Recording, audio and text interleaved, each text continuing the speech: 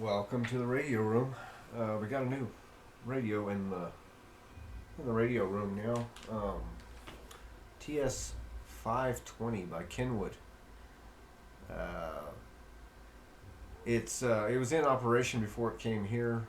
Basically, this is going to be a just kind of look through it, clean stuff up, um, check to see if it's working okay, and hopefully it's not going to need too much work to get it going. There are a few things that I'm going to do here. Myself and somebody else had already kind of checked out this radio just real quick to see if it was operating at all. It did turn on. Uh, it was receiving some static. We didn't have a signal to put into it and didn't have an active antenna. Just had a dummy load and a power meter is all we had hooked up to it.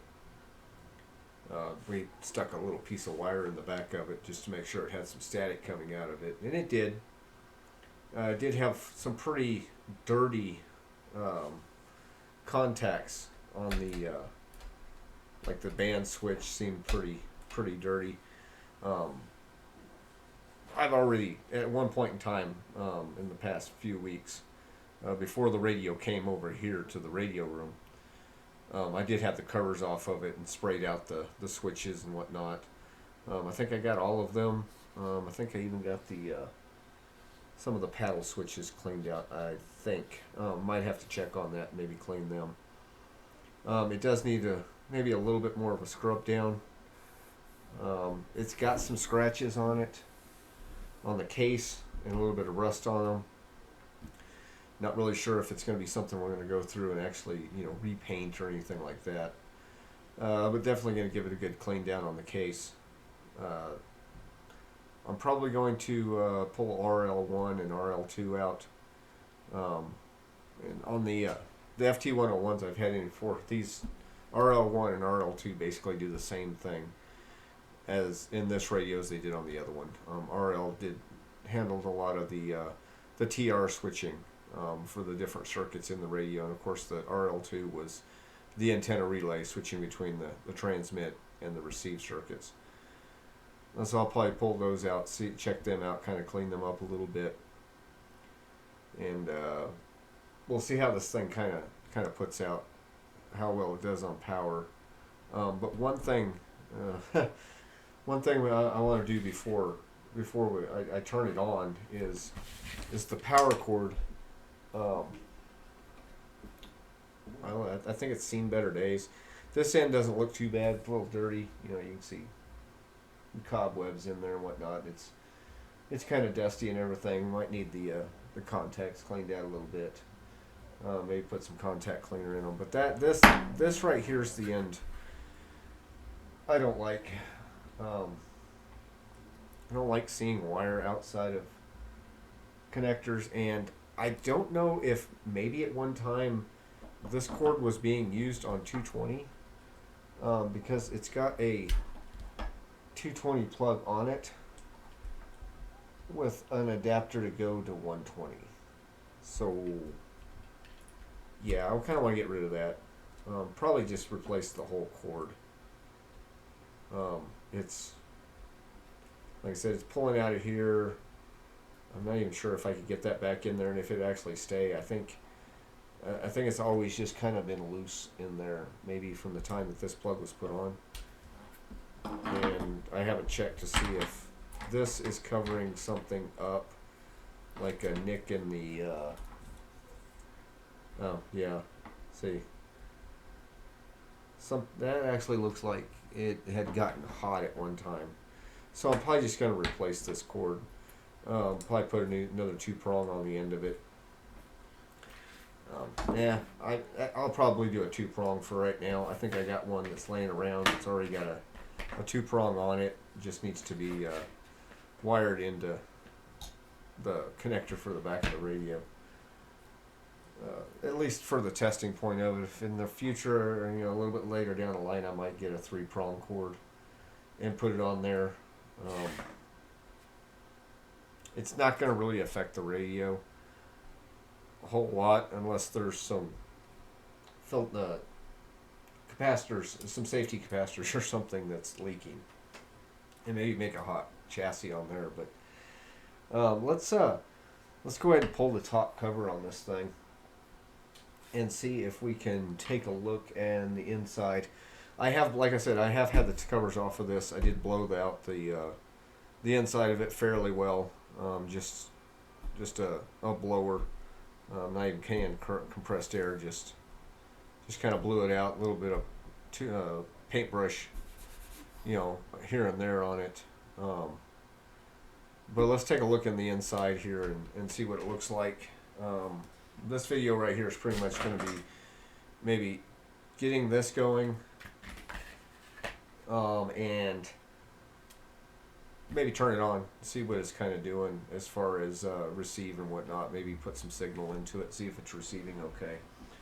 So let's go ahead and move over to the top view here, and we'll take the top cover off.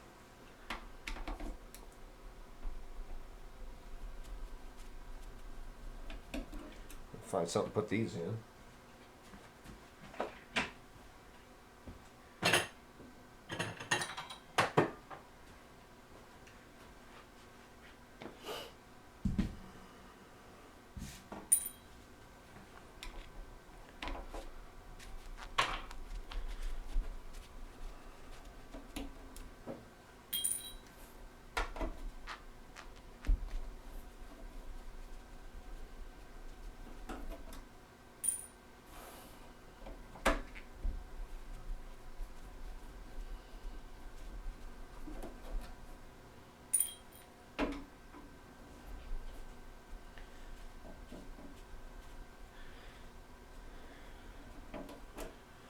I don't know if you can tell from the light. Yeah, you kind of can. A couple little rust spots. It's got a little bit of scraping to it, and it's got a little bit of well, it's got some dirt and stuff on it. It might need a little bit of a scrub down, kind of clean it up a little bit.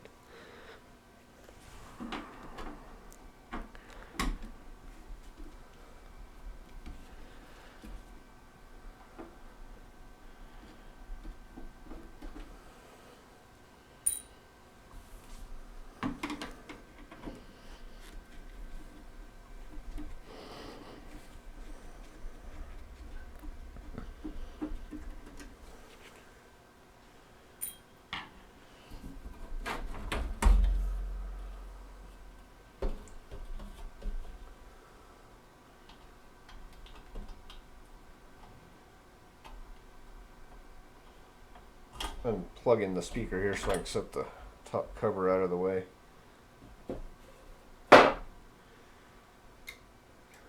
Okay, so let's see what we got. Let's see. I believe I was kind of looking at the service manual, glancing over the service manual. It's got a little bit of dust in here. Might be able to get in there and kind of clean some stuff out a little bit better. RL2 will be in here.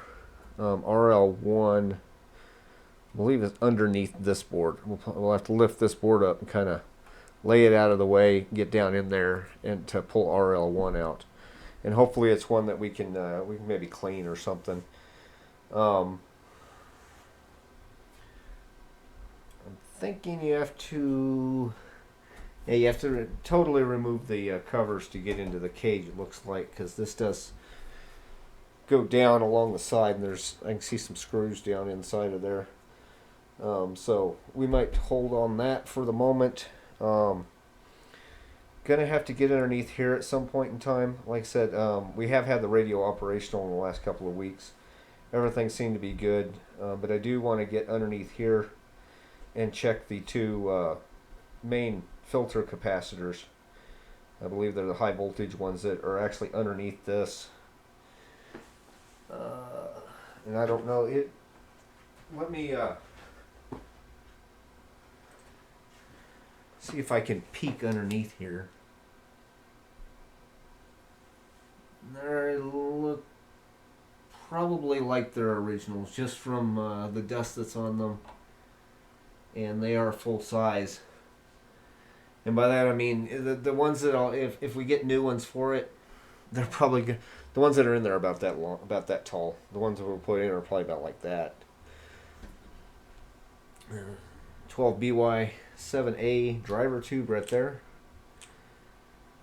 And if y'all remember, kind of from the 101s that I've worked on, one difference on this, and this is a hybrid rig, just like pretty much just kind of like the 101, roughly the same vintage as well. It had the little gear system that raised and lowered the coils over here. This one actually has, it's like a chain system for each one.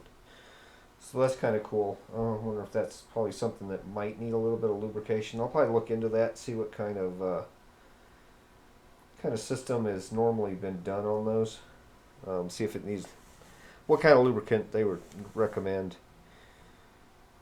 We'll probably pull out these two MOSFETs, I believe, right here, and clean the sockets on them.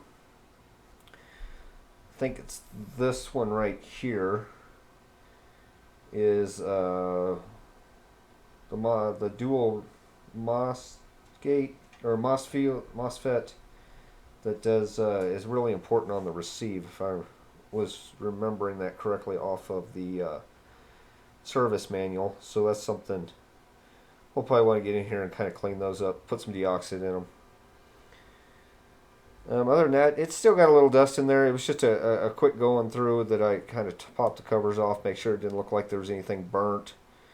You know, no black resistors, no clearly bulging or popped electrolytic capacitors. Things in here actually look pretty darn good. And we'll see in the long run if how much, you know, kind of how much power it puts out. Probably not going to do, this isn't going to obviously be anything like a full restoration of this radio or anything. Just get it running again, kind of get it back up to snuff a little bit, get it cleaned up, and get it back on the air. It doesn't belong to me, it actually belongs to the amateur radio club that I'm part of. We just acquired this not too long ago. And we just want to make sure it's working okay. So let me go ahead and do some pausing here. I'm going to get us set up over on the other side, on the other workbench, and see if we can't get rid of this mess.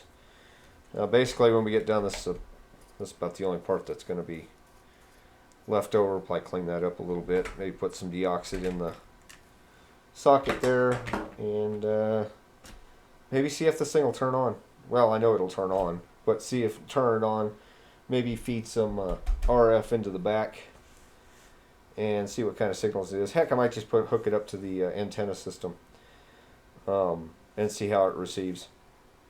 And maybe hook up the dummy load and a power meter and see how it does on transmit. So give me just a moment.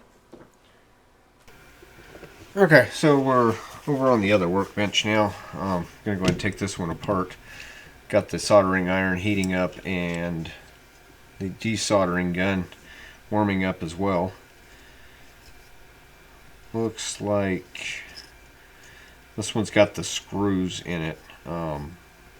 Some of these plugs just have a pin that goes through them, and we'll of course have to loosen right here. Maybe even just take this off. These things just kind of pop in there.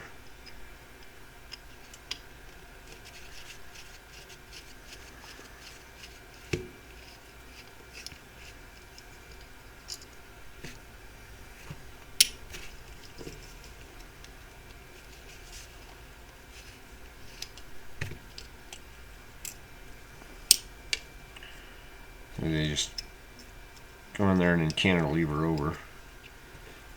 Get them out of the way. Might well,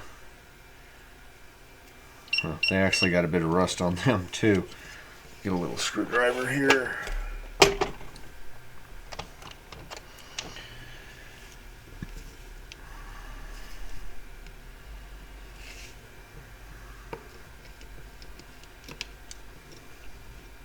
Little tiny screws.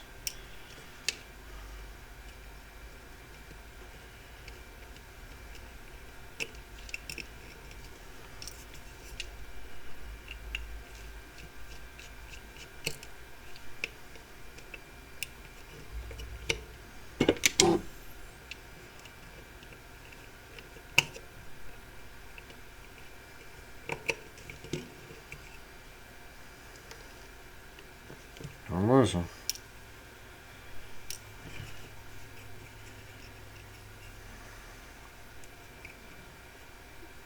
So it's supposed to be inside there.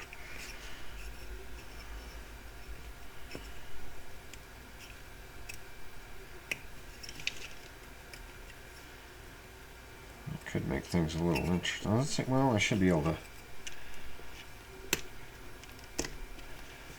undo that. Not sure we're going to be able to reuse that or not on the new cable or not, but all right.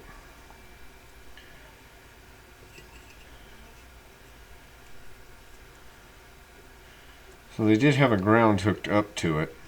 It's on pin 1 right there. See if y'all can see that. And then we got pin 3 and pin 6. So this does look like it was originally actually meant to run on 220. The TS-520 has a yeah, it is. TS-520 has a switch on the back of it that you can either run it off of 220 is what it was, or 110. And it might be 240, 120. I can't remember what they had it listed as. So this might actually be the original cord, just missing some stuff. So yeah, obviously you got your prongs here, but these right here are the ground connections. When you plug this in, it's of course got 2 holes. These go into, but depending, and looks like no matter which way you put this in, there's a little pin in the plug, or it's actually on the edge of the circle, because this, on the type of plug this goes into, when you plug it in, it doesn't stop right here. There's that, the holes are actually recessed, yeah, probably about that far in there. So when you plug this in, it goes, this actually goes into a recessed point, and there's a little, right on the edge of the socket, there's a little pin type deal that slides into right here, which is your ground connection.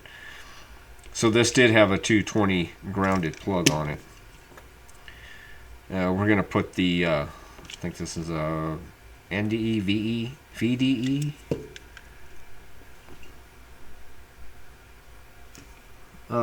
Listed plug. Trying to see if it's actually got it on there. It's kind of like UL listing in the United States. Yeah, I don't even know if I know what the symbol looks like. So let's see if we can't go ahead and get these off of here. We're not going to use number 1 right now as the ground, chassis ground, but we will be hooking up to 3 and 6. So let's see if we can get them unsoldered.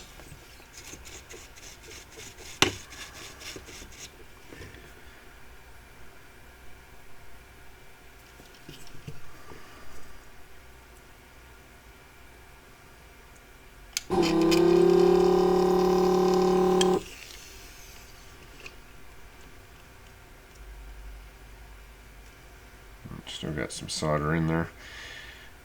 I'm just going to get most of it off this way, and then I can probably use the soldering iron to finish pulling them out of there.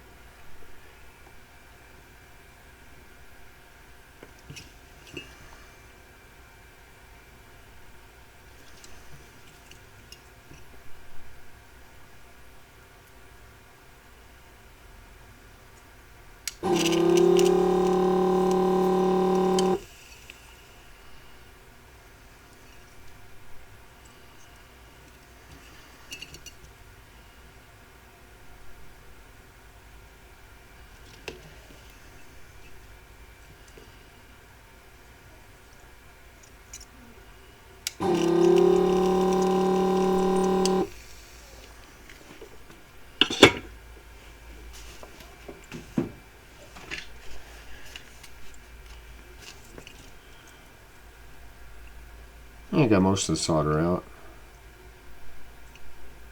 That one's almost completely free.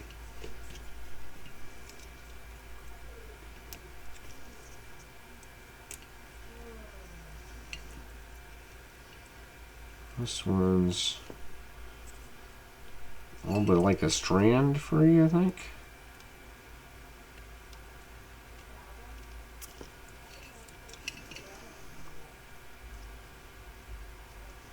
This one I might actually have to put some heat to.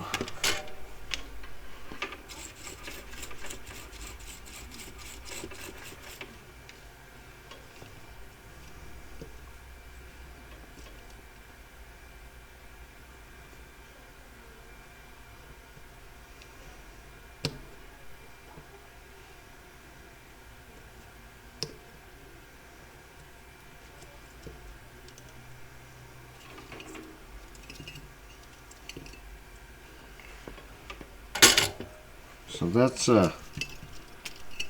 got that cord out of there. Like I said, I really didn't like that. And after pulling off the black tape, see if I can find it again. I really didn't like that. It's actually, it got up against something hot. So we're going to need this. And we're just going to get this off out of the way. Here's our new cord. Like I said, I don't think we're going to be able to use this. This is a bit thicker. I don't know, it might. Oh, I bet you that's going to be pretty hard to try and push down on that. But we'll lock it in with these. And this has just got a 2-prong. It's not polarized. I think we'll still be okay. In the future, I might find a polarized plug. I'm going to go ahead and put this through here.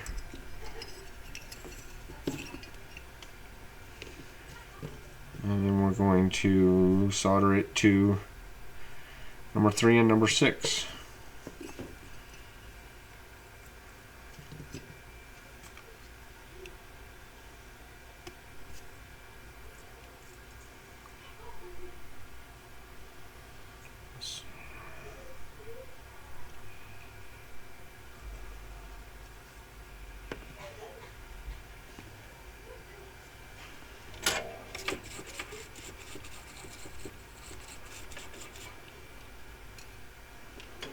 I am going to put just a little bit of flux on this. On these pins. Just help it a little bit. They look pretty darn clean, but we're going to be sure.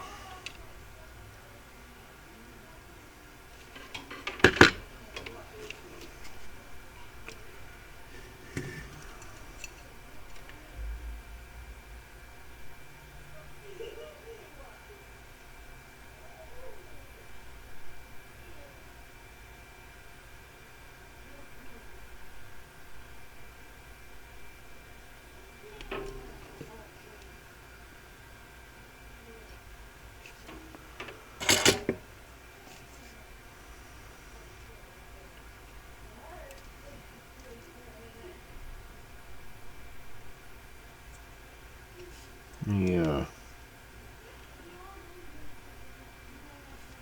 Make sure this is going to go up here where I want it to. We still have to slide this into that case. So it's really just got to clear right there. Just for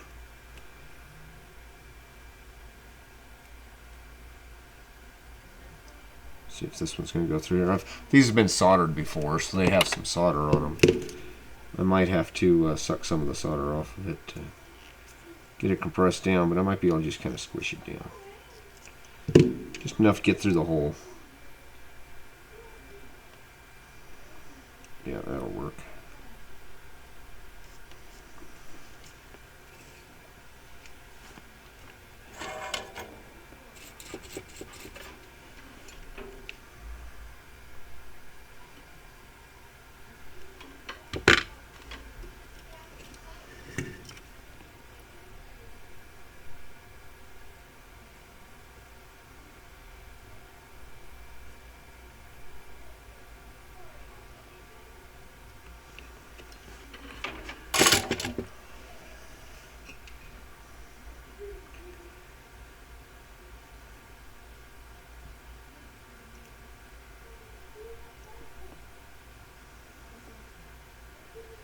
Okay. You gotta get some alcohol or some glass cleaner or something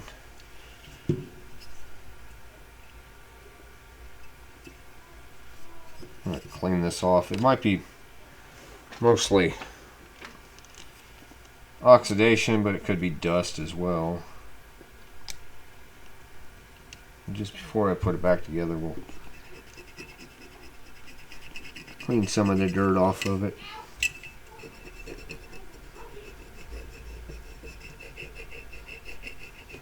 Be nice if it stayed that pretty all the time. Probably won't. As soon as it dries out, it'll get and lose its that color.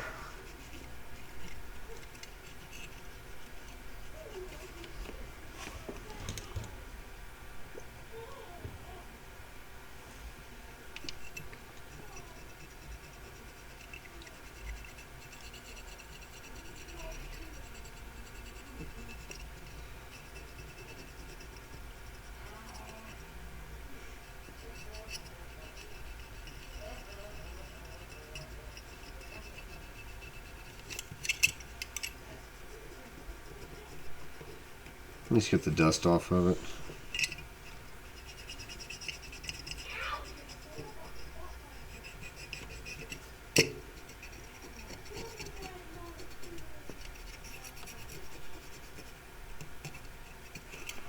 All right.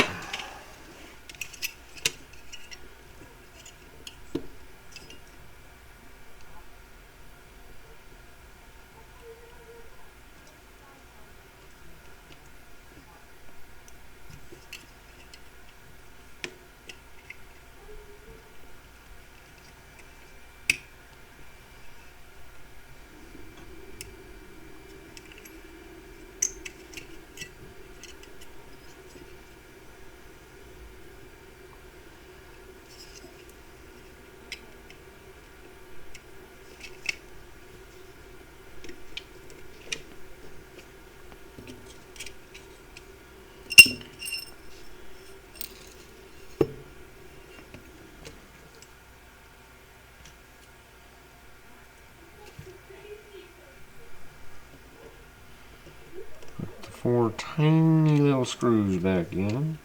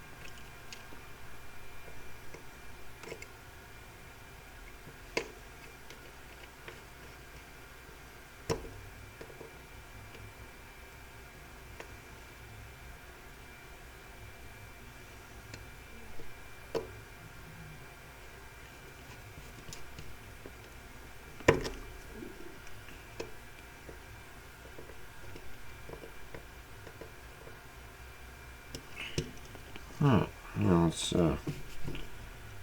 lock our cable in there.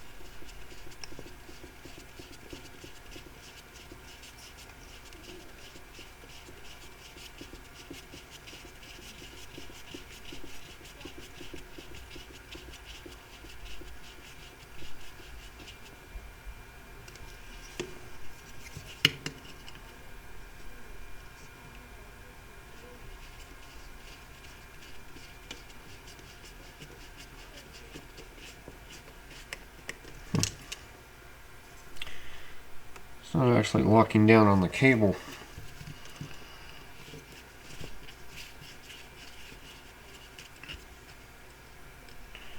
So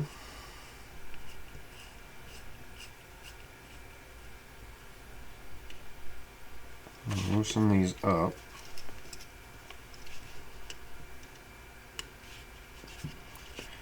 I want them to stay threaded in when I do this.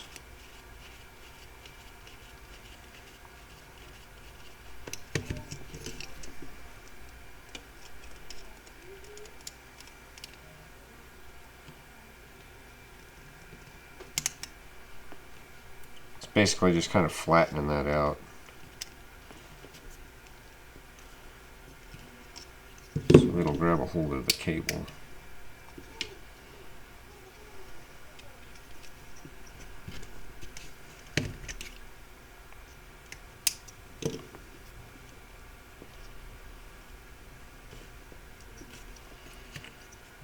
I'm going to tighten it down. Hopefully it'll actually hold the cable.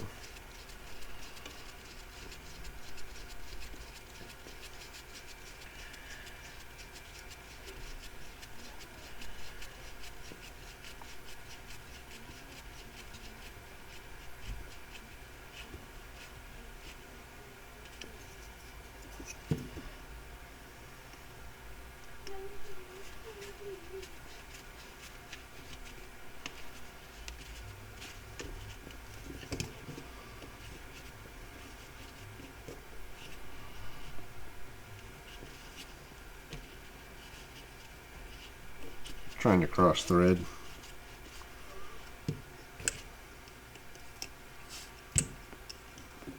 So left that one in there just a little bit further.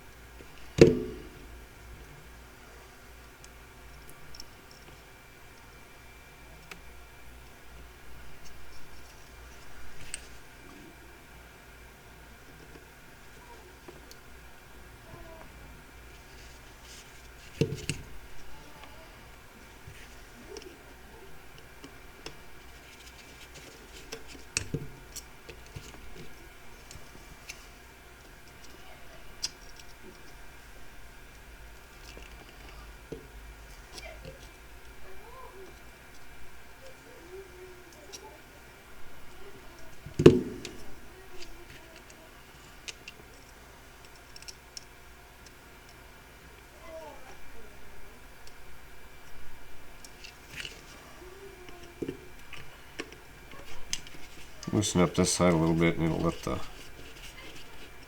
other side move around just a little bit. Maybe I can get this to line up better.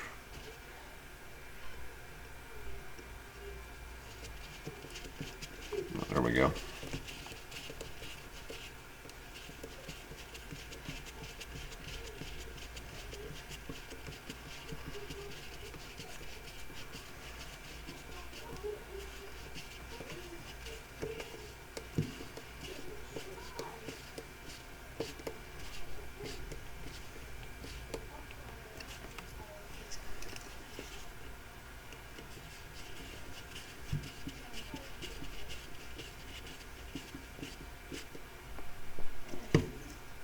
Alright, now it's gripping the cable. Keep it from pulling out of there. Alright, so let's get the camera moved back over. And we will, I think we can just go ahead and plug this in. And hook the radio up and see if it'll receive anything. I think that's what we're going to do. It's what our goal is for this video is turn it on and see how it receives. So I'll probably hook the antenna system up to it and we'll tune around and see if it hears anything. Alright, give me just a moment. Alright, so we're back over on the big bench. I do have the power cable on the back of the radio. I've also hooked up an antenna to the back of it to the antenna system where the antenna system's tuned for 75 meters right now. I also do have the power plugged into the dim bulb tester just to make sure nothing went wrong as far as making the the power cable repair. Shouldn't be a problem with that, but we'll go ahead and see if we can't turn this thing on and get it receiving something. So I got the power onto the dim bulb tester. We're not in transmit. Don't want to be in transmit. Heaters are off. So let's turn this thing on.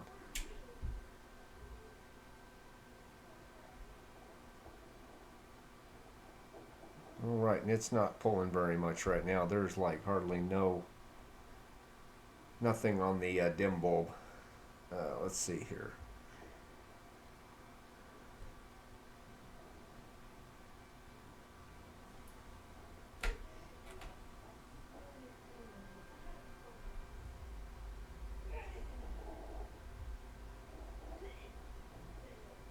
I'm going to go ahead and give it full power.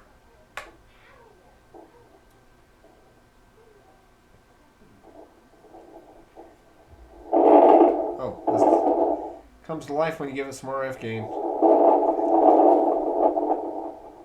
Going to have to work on this knob here. I'm adjusting the RF gain and it's turning the volume up as well, so it's going to need we're going to have to set these so they're not rubbing each other. Okay.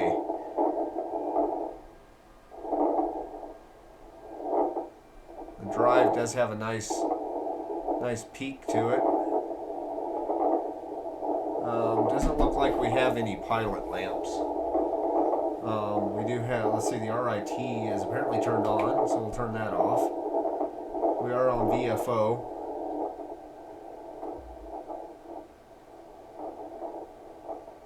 And let's see here, we're just going to turn the microphone down, turn the carrier down just in case we hit anything. That knob looks like it's probably on backwards. I don't know if y'all can see that, the pointer right there. Let's see if I can move y'all over there a little bit. Well, it sounds like it's trying to receive something, so let's make sure we're in the right. Okay, lower sideband.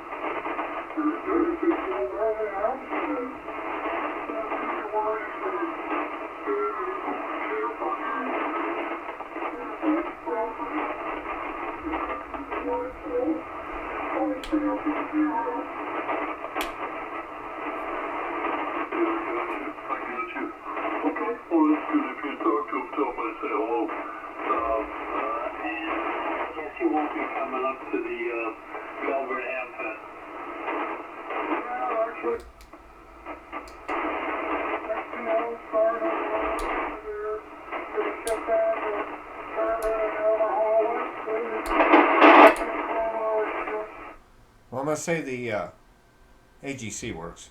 Turn it off, it gets pretty loud.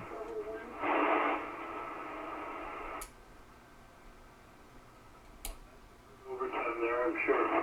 Okay, well, thanks for the update there, Dan. W1MB. Okay, so we're at 37 something there. Let's move up in the band. Yeah, that's probably pretty cool, but nobody else really even understands how to work it.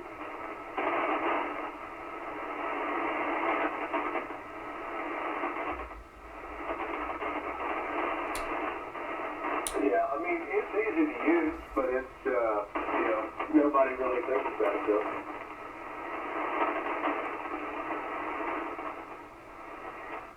Well, let's say it's receiving on 75 meters. Let's Let's move up to 7 meters. I'm gonna just for a moment retune the antenna system up to 40.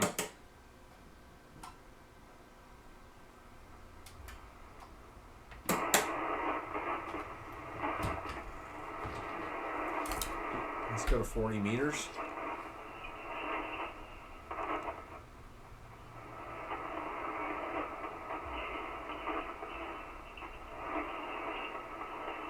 Peak the receive.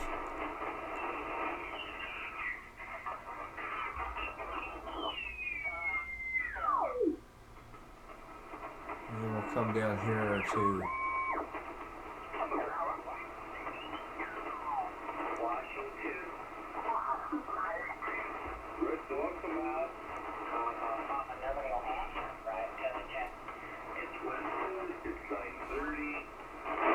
everybody's in bed. You know what I mean? So we'll improve in about an hour.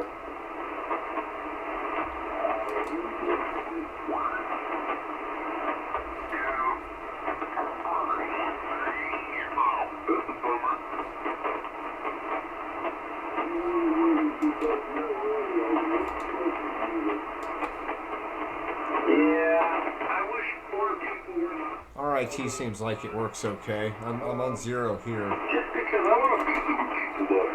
There won't be many people like that either. We're hearing people laugh and people When I'm on RIT of 0, it looks like it doesn't change any when I go on or off, so that means it's probably lined up pretty good. Let's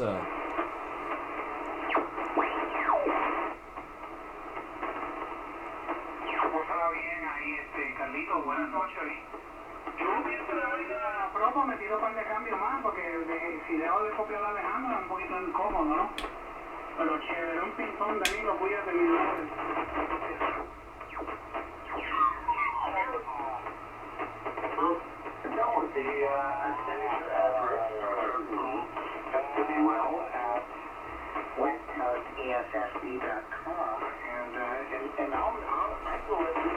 I'm going to say 40 meters receives pretty good. This is actually a lot better than it was when me and another operator were trying it out.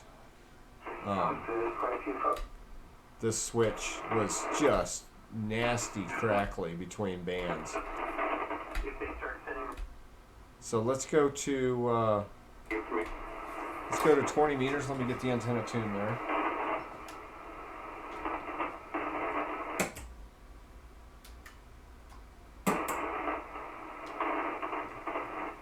And let's go up to 20. Well, I think we can lock it down much better than the double row lock down their stuff, right?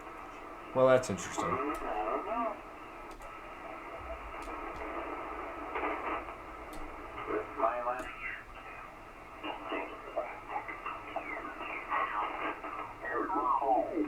Wow. As far as back in there, 81, 82 top frame. And as far as build corn, that would not reproduce. So we would buy corn to plant for the field, knowing that we'd have to buy the grain again the following year to plant it. And then what we were going I think I'm going to have to work on this knob here. It's pretty stiff. the seeds from that so we could plant that again. Now, I don't know if there's something wrong with the radio here, or maybe these guys really are on lower sideband, but I'm in lower sideband and receiving that. So I'm going to tune around a little bit and see if I can find some different signals that are actually on upper sideband. 20 meters is normally upper sideband. Oh, hold on a second. Let me go to 20 meters. That was I was in the 40 meter segment. So let's tune around here and see if we can find something. Might be too late at night. The band might be dead.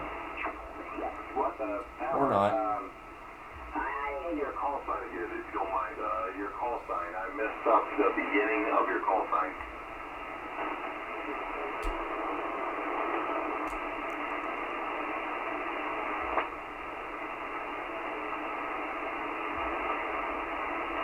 Yeah, copy that. I messed that up. My apologies. I got 8 Papa 6 Golf Echo. a 5x7, and you were coming in here about a 5x6, a 56. And yeah, I heard you're running 50 watts on a Yaesu. Was it FT710 as well?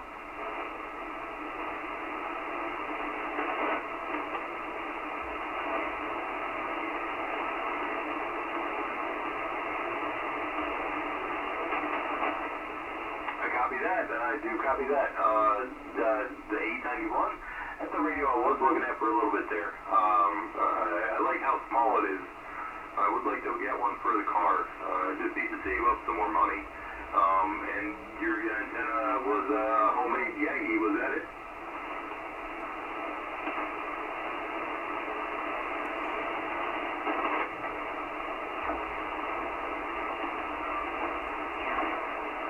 Okay, so 20 does seem to work. I am going to, we're going to go up to 21 megahertz and see if we can get anything there. It might be just too late at night to even get any signals up on 15. Antenna's tuned.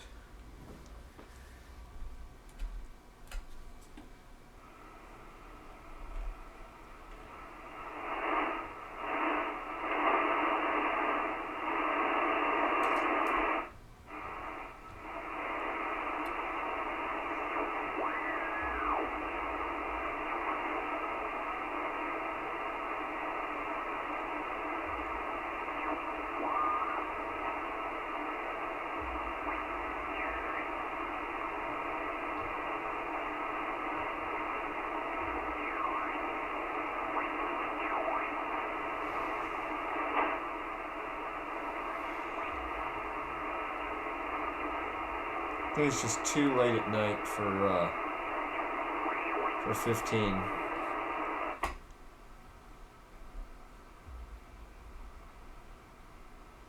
Let me get the antenna tuned 10 meters, and we'll see if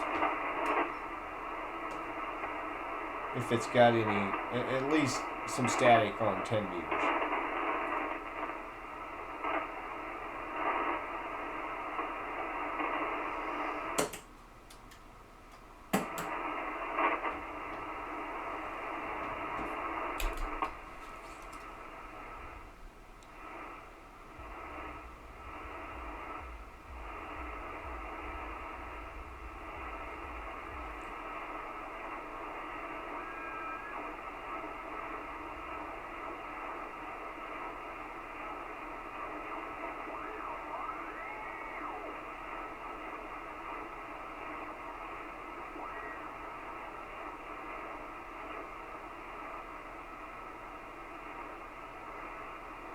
Well, at least it's got static.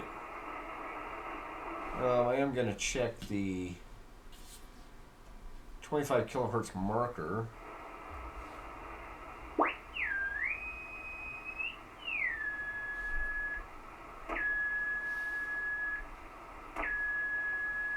It seems to work.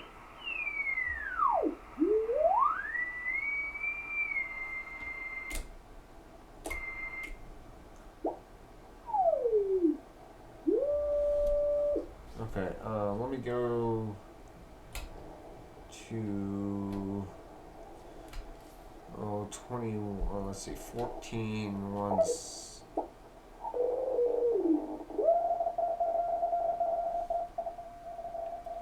I'm ready, or somebody really sending fast? That's not even in the ham band. That's probably ready. Let me go down here about, let's go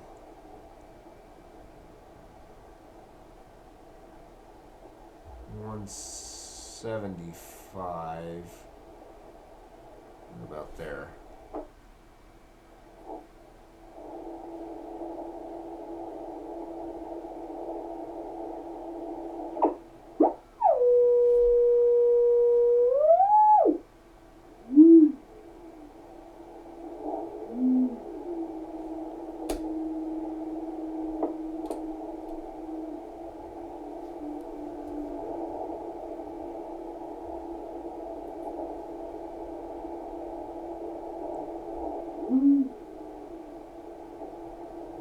at 0 beat. I'm actually going to set that at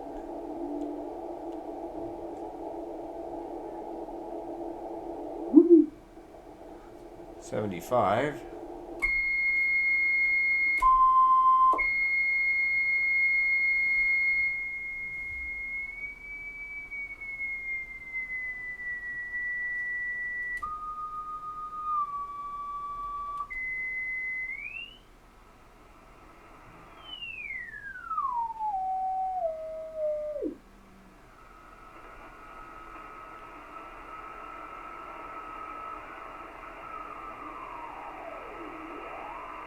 Very close.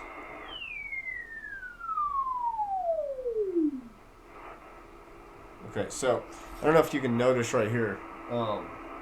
It's got upper sideband, lower sideband. So when you're tuning, so right there when it's in the middle, it's right on frequency. The VFO is right on that frequency. So you tune off just a little bit, like upper sideband. You tune up to right there, and then you're on 275. That's going to make the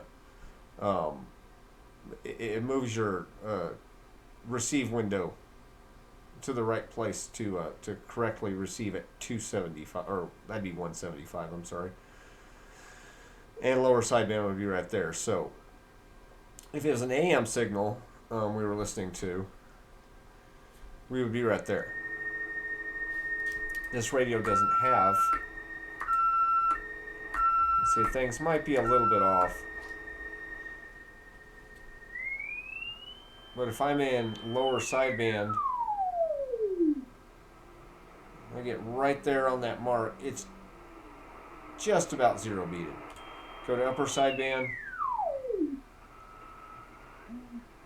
and it's just a tick off. So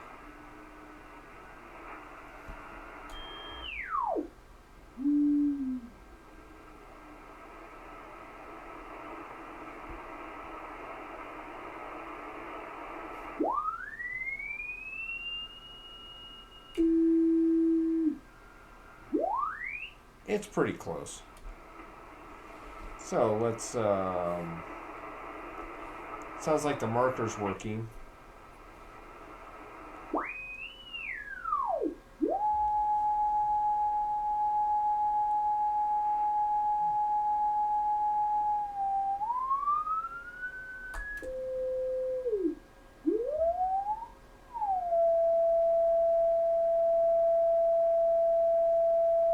And it's showing about S6.5, S7, but the meter might not be calibrated. I don't know if anybody else has played with that. So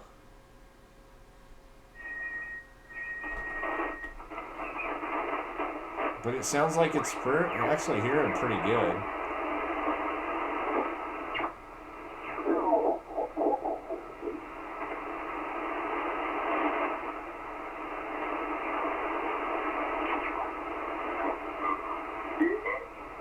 Probably one of the most there's no end of stories where firefighters have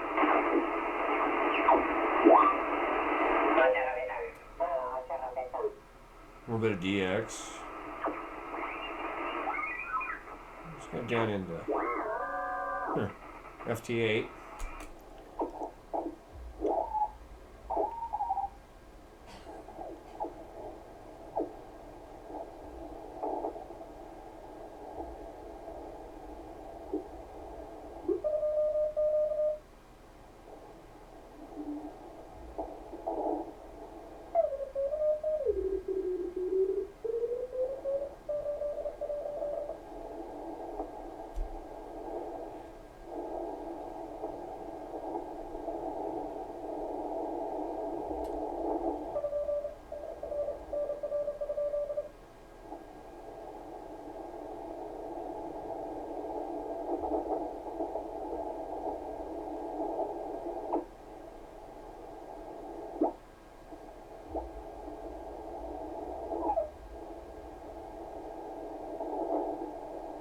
Sounds like the CW filter works.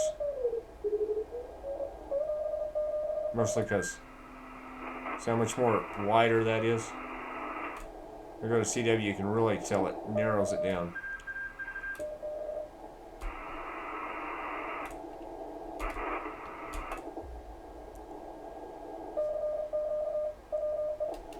Let's see what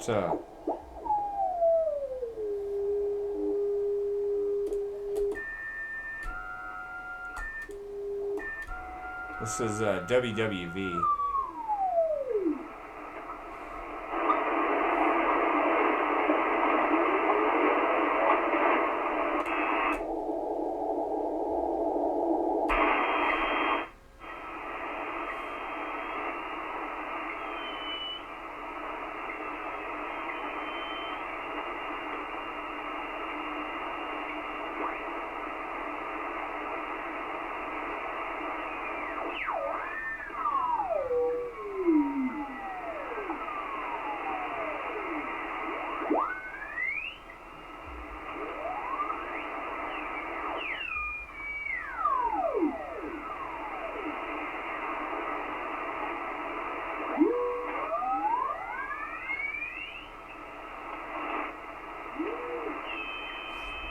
And it's trying to receive it, just not the antenna's not tuned right there, and yeah, it might just not be a good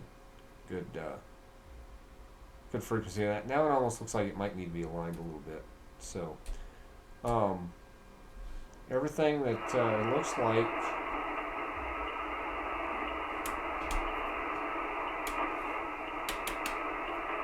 seems to be working a lot better.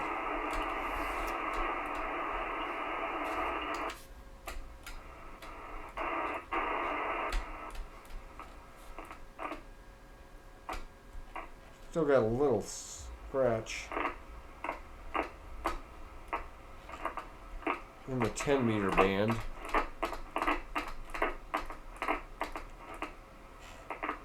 But it does sound like it goes ahead and receives.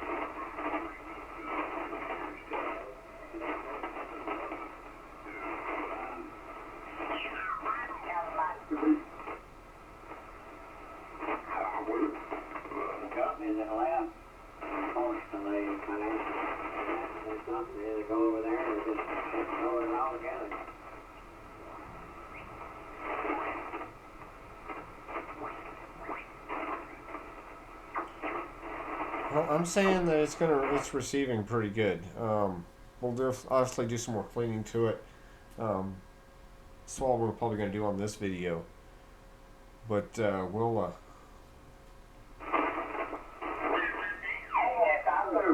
Smart fella, but I have that. It's just like my money leaves my pocket. I try to get back, but simply don't.